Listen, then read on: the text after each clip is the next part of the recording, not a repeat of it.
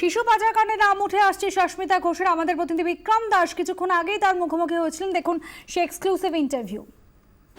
District child protection officer Susmita ঘোষকে ইতিমধ্যেই show cause করা হয়েছে এবং আমরা যেটা জানতে পারছি সিআইডিও তাকে জিজ্ঞাসাবাদ করবে। আমার সঙ্গে রয়েছেন এই মুহূর্তে district child protection officer Susmita Ghosh, আমি তার সঙ্গে কথা বলবো।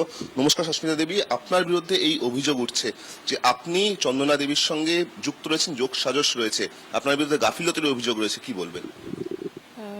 আমি এই ব্যাপার নিয়ে মিডিয়াকে কিছুই বলতে চাই না। আমার যা কিছু বলার আমি আমার উপরিস্থ আধিকারিককে বলবো, যাদের কাছে আমি জবাবদেহ করতে বাধ্য আর কি, তাদেরকে জানাবো। একটা জিনিস বলুন, সিআইডির তরফ থেকে যেটা বলা হচ্ছে বা আমরা যেটা জানতে পারছি, 2015 সালে একটা সিডব্লিউসি কমিটি ভেঙে যায়, তারপরে সিডব্লিউসি কমিটি ছিল না, একটা অ্যাডহক কমিটি তৈরি হয় যেটা আপনি নেতৃত্ব দিয়েছিলেন এমনটাও জানানো হচ্ছে। সেই 11 মাসের মধ্যে 19টি বাচ্চাকে পাচার করা হয়েছিল বা সেই বাচ্চাগুলোর খোঁজ পাওয়া যাচ্ছে না। আপনি অ্যাডপশনের জন্য তাদের তদবির করেছিলেন, আপনি বিভিন্ন জায়গায় চাপ সৃষ্টি করেছিলেন, সেটা কেন? আচ্ছা, প্রথম কথা হচ্ছে এরকম কোনো কমিটির নেতৃত্ব আমি করিনি, এটা প্রমাণ সাপেক্ষ। দ্বিতীয়ত চাপ সৃষ্টি করেছিলাম আপনার ভাষা অনুযায়ী। কি ধরনের চাপ সেটা যদি আপনি জানেন দয়া করে বলুন। আর ইন জেনারেল বলে রাখি, অ্যাডপশন প্রসেসটাকে ত্বরান্বিত করা ডিস্ট্রিক্ট চাইল্ড প্রোটেকশন অফিসারের দায়িত্ব এবং কাজ, সেটা বিধি মেনে করতে হয় এবং সেগুলি আমরা খেয়াল রাখি।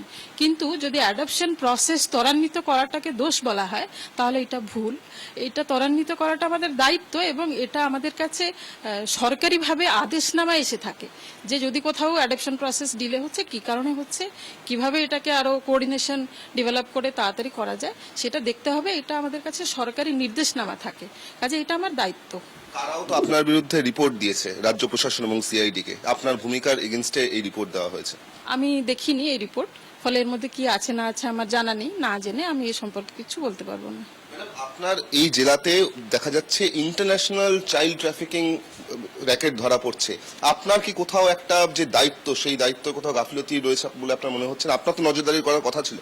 ইন্টারন্যাশনাল চাইল্ড ট্রাফিকিং রয়েছে কিনা সেটা আমার জানা নেই, তবে যদি আপনি ইন্টারন্যাশনাল অ্যাডপশন বলতেন তাহলে বলতাম যে হ্যাঁ, ইন্টারন্যাশনাল অ্যাডপশনের নিয়ম আছে এবং নিয়ম মেনে ইন্টারন্যাশনাল অ্যাডপশন করা যায়, মানে সেটা ইন জেনারেল বললাম।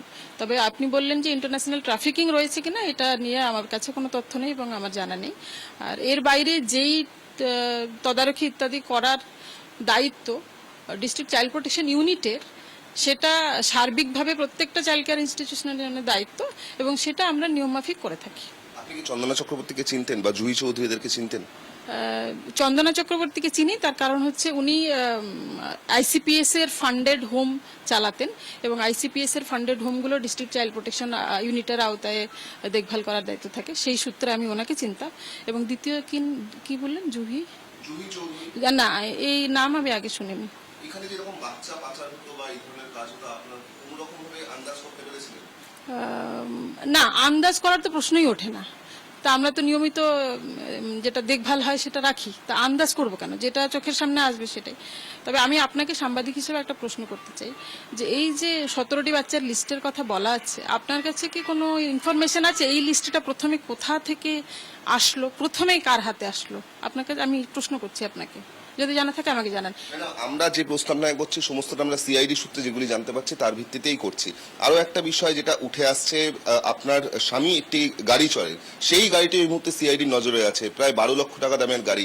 শোনা যাচ্ছে চন্দনা চক্রবর্তী সেই গাড়িটি তার কাছ থেকে পেয়েছিলেন আপনি বা আপনার স্বামী, এটা কি সত্যি? 12 লক্ষ টাকা? কি গাড়ি যদি বলতে পারেন? না, আমার এরকম কোনো, মানে আমি প্রথমে আপনার কাছে শুনলাম 12 লক্ষ টাকা গাড়ি স্বামী চড়েন, বাইক আছে, আমাদের বাড়ির পুরনো গাড়ি আছে, সেগুলো আমরা ব্যবহার করি, কিন্তু 12 লক্ষ টাকা গাড়ি, এগুলো আপনার কাছে নতুন শুনলাম। রাজ্যের গোয়েন্দা বিভাগ সিআইডি আপনার বিরুদ্ধে তদন্ত করছে, একই সঙ্গে অ্যাডমিনিস্ট্রেটিভ ভাবেও আপনাকে শোকজ করা হয়েছে, আপনি উত্তর দেবেন?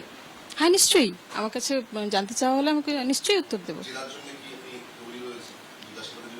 হ্যাঁ, একদম একদম তৈরি রয়েছে এবং এর আগেও আমাকে যখনই প্রশ্ন করা হয়েছে নিশ্চয়ই আমি সেটা মানে খুবই শতপ্রবৃত্তভাবে উত্তর দেবো, সেটা আমার দায়িত্ব। চাইল্ড প্রোটেকশন অফিসার, তার বিরুদ্ধে যে অভিযোগ উঠছে সেই অভিযোগ তিনি অস্বীকার করছেন এবং তিনি এটাও জানাচ্ছেন যে তিনি সমস্ত জিজ্ঞাসাবাদ, জেরা এবং তদন্তের জন্য প্রস্তুত রয়েছেন। 24 ঘন্টার জন্য ক্যামেরায় সঞ্জীব শাহর সঙ্গে বিক্রম দাস ও নীলেশ্বর সান্যাল, জলপাইগুড়ি।